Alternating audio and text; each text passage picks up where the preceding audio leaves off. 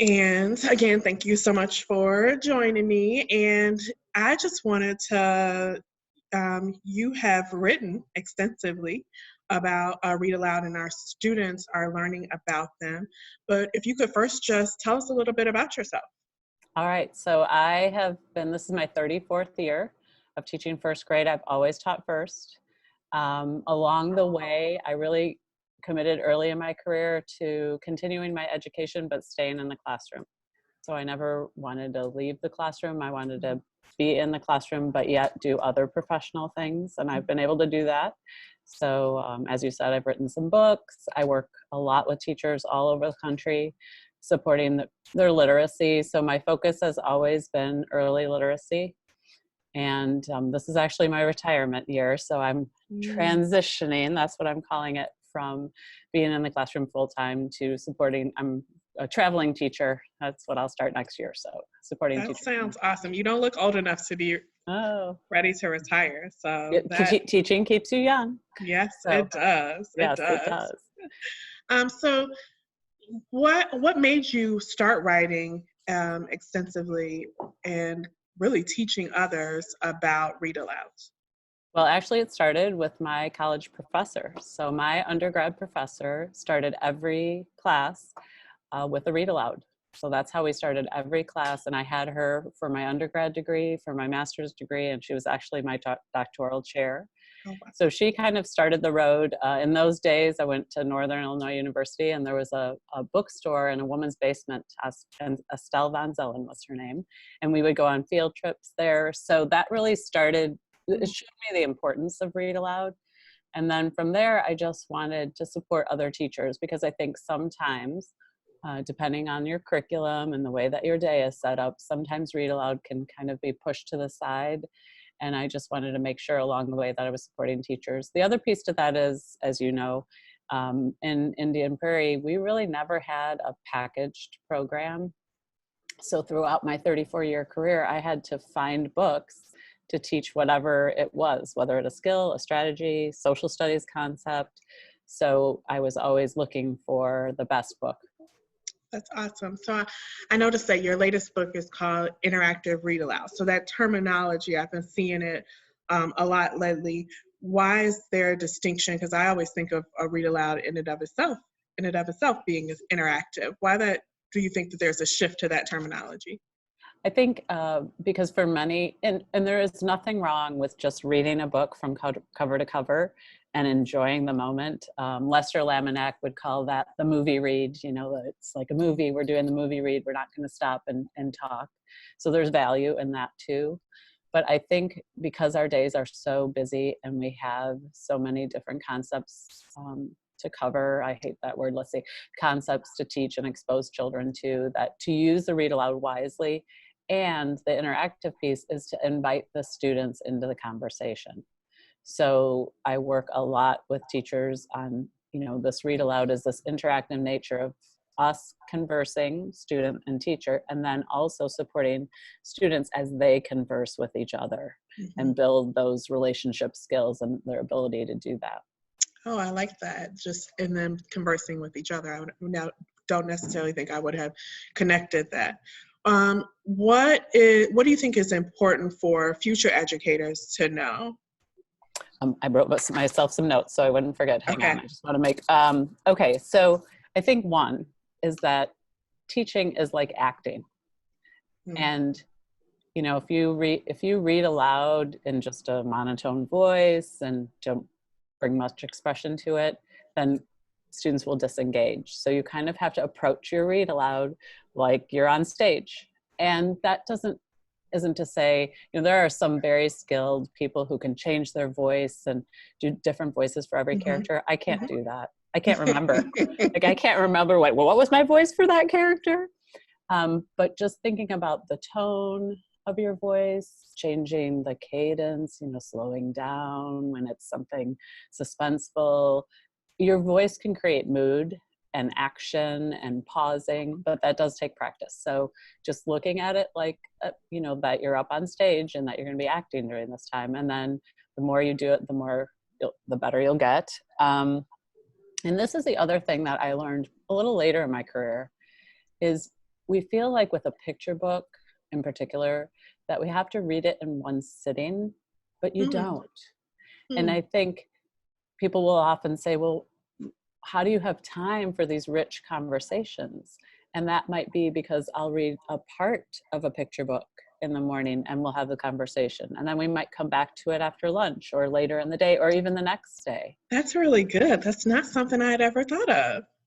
I hadn't either. And I don't know if you know Debbie Miller's work. She wrote a book Yeah. called Reading with Meaning. Yes. So I've been friends with Debbie for a long time, and she came to Gwendolyn Brooks. She came to my school and did demonstration lessons. And when she was doing that, that's what she did. She read part of a book the first day that she was here. And then she said to students, so did you go home last night and think about this? And Mm, some had. So it just continues the conversation. And what I always say, especially if you're just starting out as a teacher, then you don't need 5 books to teach questioning or whatever. mhm, You mhm, might need 2 really good books. mm. So That's those are good. my tips. Those are my So tips. there is an art to the read aloud. It's Oh, kind of there's an art an form. art. It is an art form, and it takes time and practice. And you also just learn a lot from watching the students. If the Mhm. students are disengaged, then that's when I stop. Say, oh, we're going to come back to. And you might choose a book that no one likes, and Mhm. that's also an opportunity to say, hey, I noticed you're really not enjoying this book. Let's talk about it. Like, we're going to stop reading it. Tell me what you don't like about it. Yeah, yeah. What do you think are some things that teachers often miss or the common mistakes that they make when doing a reading aloud or even just sharing text generally with students? Well, and I should have brought a book with me, but I think one thing, a missed opportunity is to read all the parts of a book. So Mm, thinking about the front cover, like having students take a look at that before you start, flipping over to the back cover, could be a blurb that you could read. So mhm, many book designers now are designing the jacket, the outside part, differently than the case, the inside part. So just looking at that, taking a look at the end papers, all of that is very intentional and mm. inviting students into that conversation of why do you think they chose to do it this way, looking at the dedication page. So really reading the whole book would be my one. I think that oftentimes people just jump in and don't take the time to use that whole book approach, as one person I learned So calls it's it. awesome to it's also an opportunity as well to talk about genre Hmm. and to not miss the illustrator as an important person Right, because in you'll the have process. students, right? You have students in your class that may be illustrators someday, Yes. or whether it's digitally or, in print. So yes, I think it celebrates the art form that a picture book is, and I think we forget to celebrate that it is an art form, and there's a lot of intentional design that goes into it, and it also helps them think design-wise for their own work that they might do media. If they're creating a website or Yes. whatever it is that they're going to choose to do someday with that. And then my other, I think, missed opportunity often is questioning. And I think that can be very simple. Mhm. My 2 go-to questions are, one, what do you notice? And every child and every class can know there's no right or wrong answer. And oftentimes when we're reading aloud, you're thinking, you're reading the book, you're paying attention to what students are doing, you're thinking about what's coming next. So Mhm. you don't notice things. And the students, you'll be amazed at what they notice. So Mhm. what do you notice? And then the next question I usually ask is just, what are you wondering? Mm. And I think if you keep it simple, what do you notice? What are you wondering? And if you're trying to tie it perhaps to something they might choose to write later, then the follow-up question would be, why did the author or illustrator, why do you think they chose to do it that way? Mhm. Let's talk about that. How might you do that in your own writing? Do you think that teachers tend to over question and then kill the book? Hmm. Okay. Yes, Yeah. I do. And it's, I think it's finding those key points. So, if anyone's doing a read aloud for a demonstration lesson, or, when you're doing them for your lessons, just even looking at maybe 2 or 3 key stopping places.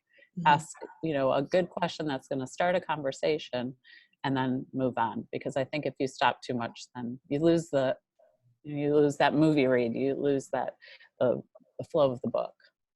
Okay. How do you select text for the read aloud? Oh, that's a great question too. Well, in Ramped Up Read Aloud, the book that I wrote, there's a whole selection criteria, but I think first and foremost, you have to think about your students. Mm. So what's going to be interesting to them? Making sure that the books that you share with your students are, as Rudine Sims Bishop tells us, those mirror books, so they're seeing themselves, the window books, taking them to places that they may or may not ever go. So I'm looking at my students, and then really I'm very intentional in selecting my read aloud. So I don't just go to the shelf and, this is what we're reading aloud today. If you can be intentional, then you can match it to whatever it is that you might be focusing on. So obviously today's Valentine's Day. So we read a lot of Valentine's Day read alouds, but we still, picked out some that we could have conversations about, the ways that they could do this in their writing. We read one book with Roses Are Red poems, and now we'll write them. So I think intentionality, thinking about your students, keeping it fresh, going to your public library, seeing what's on the what's new shelf, just favorite authors. I have some go-tos that I go to. Are students ever involved in that process of picking it out? That's a great question. No, which I probably should involve them in their process more. I mean, they definitely have their favorites. I always end the year. So at the end of the year, we count back however many students you have, like 29 days, 30 days, and everyone picks their favorite, and we read all their favorites again. Nice. But I probably don't give them as much, opportunity to engage in what they might choose to read aloud as I should. They get to pick all their, independent reading books. Yes, yes. What do you think are the benefits of a robust read aloud schedule for students and teachers? And do you read aloud every day? I do read aloud every day. We keep a read aloud tally. The average over a year is about between 500 and 700 read aloud experiences. That's amazing. Yeah, so I've kept the tally for over a decade. That's my data. And I think particularly now, I've been teaching a long time, I do see a lot of students who come with less vocabulary and concepts than they used to. And I think it's simply a factor of, different dynamics in families. Many people are on a device, so they're not having perhaps the conversations, that we had, even in the cars. If the child's on a device, they're not looking out the window and saying, that's a tree, and, there's some apples, and apples grow on trees. So I think it really is an opportunity for us to build that background knowledge and vocabulary for students. I think it builds community. It gives us this shared experience of text, because when we think about the standards and we think about, comparing and contrasting texts, being able to, say how a character changes over time, whatever it might be, students need a bank of texts in their working memory so that they connect what they're learning to those texts. So it gives you this whole bank of texts that you've shared and can build on. So we're always saying, oh, do you remember when we read, and so forth. So community, vocabulary, background knowledge, I mean, it's just an endless. And I mean, when I always say, when things aren't going well, just grab a book and read aloud. Slow the classroom down, calm it down. Yeah. What about for you as an educator? What have been benefits for that you've seen as you've evolved your practice of reading aloud?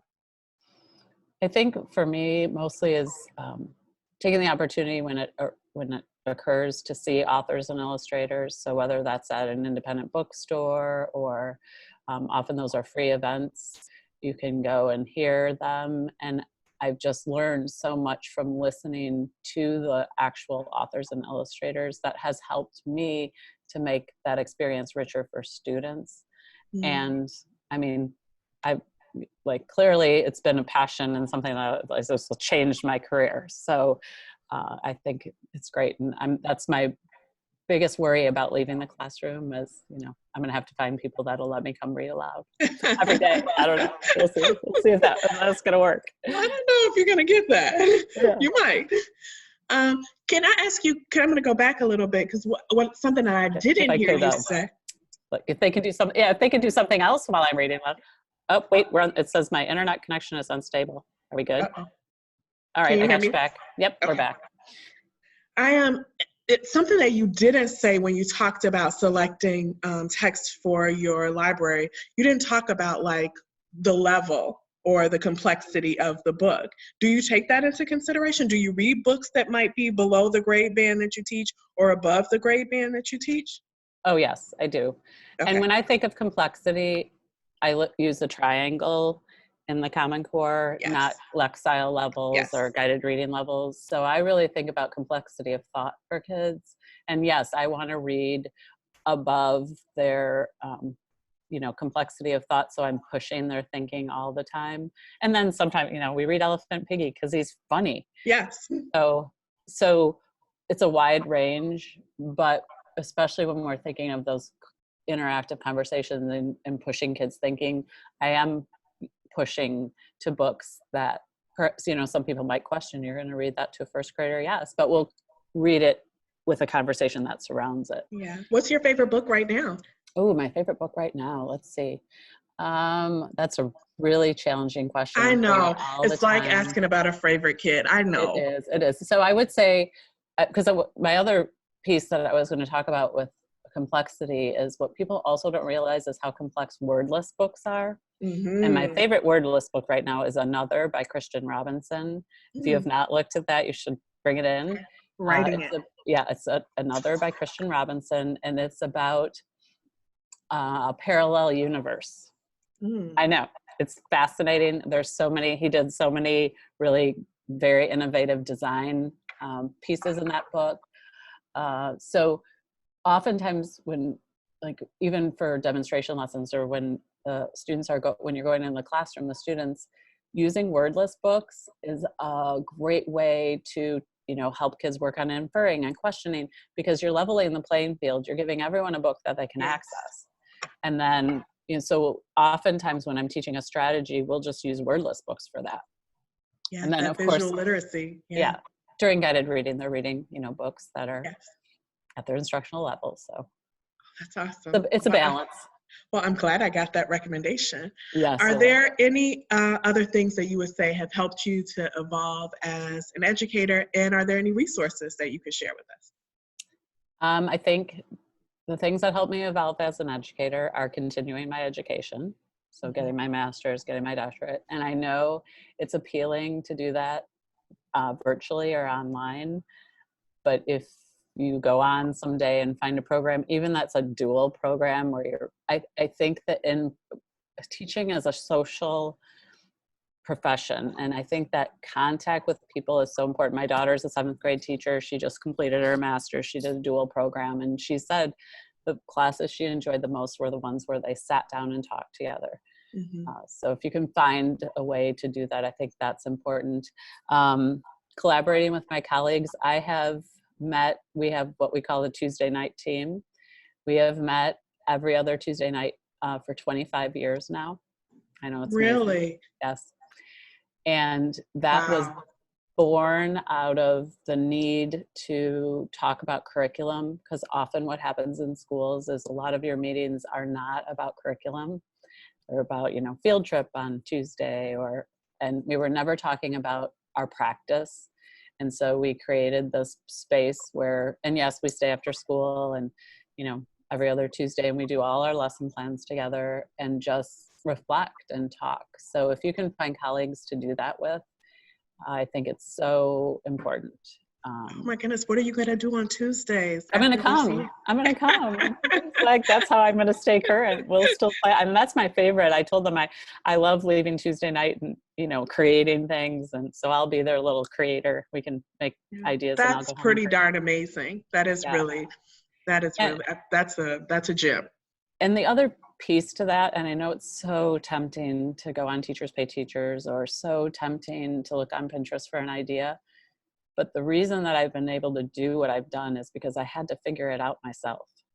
And I think that when you have to figure it out yourself, it just makes you a better educator. And what I always say to teachers is that, you can pay $5 for a lesson and that's going to help you for a day. Or you can pay $25 or $15 for a professional book, and that's going to last a lifetime. So, I mean, and it's going to be connected to your students, to your individual students. Right. and it's your decision making. And then, so that's not relying on someone else to do the thinking for me. And professional organizations. So my resources would be, we have a Illinois Reading Council, which has a wonderful conference every year. And then there are local reading councils. I don't know if there's what one you're affiliated with in the city. Is it South Suburban or South Suburban I've worked with. Yeah. Okay. And I think, that's where I started presenting. So if that's a path you want to take and have seen over the years, I've probably gone to Illinois Reading Council almost every year of my career and seen so many, just as seeing children's authors has helped me learn about children's books, seeing professional authors brings a whole new piece to their work. Yeah. So those would be all the things that I would recommend. Did seeing that inspire your own foray into publishing? Yes. I mean, when you saw them and that's, like I said, a lot of these people that were my mentors, Debbie Miller, I mean, I went to see her present a million times and now she's my colleague, So yes, it was very inspirational to see these people. And then you looked at it and you said, oh, well, I think I can do this. And and really more than anything, I wrote it down so I could help teachers because we're all so busy.